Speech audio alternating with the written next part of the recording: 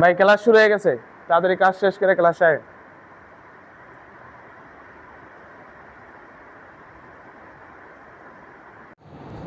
সময় কখনো কারোর জন্য বসে থাকে না, সর্বদাই নিজের গতিতে চলতে থাকে।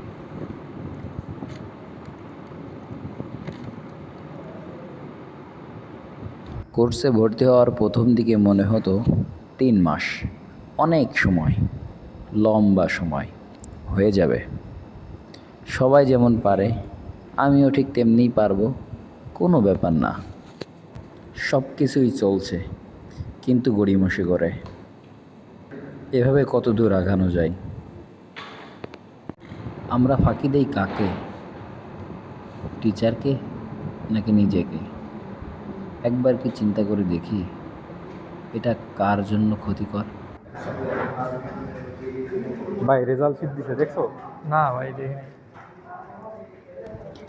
দেখতে দেখতে কোর্সের মাঝামাঝি অবস্থানে পৌঁছে গেলাম, কিন্তু নিজের অগ্রগতি কতটুকু করতে পারলাম?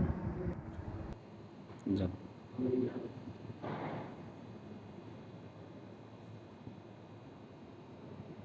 লিস্টের নিচে থাকা নামগুলো দেখলেই বোঝা যায় সাফল্য অনেক দূরে।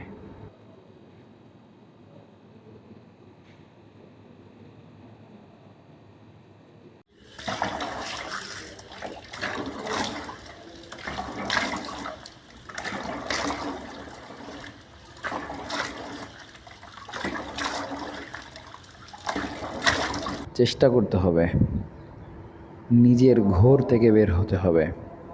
সবসময় একটা কথা মাথায় রেখে চলতে হবে, এটাই সব থেকে বেস্ট সময়।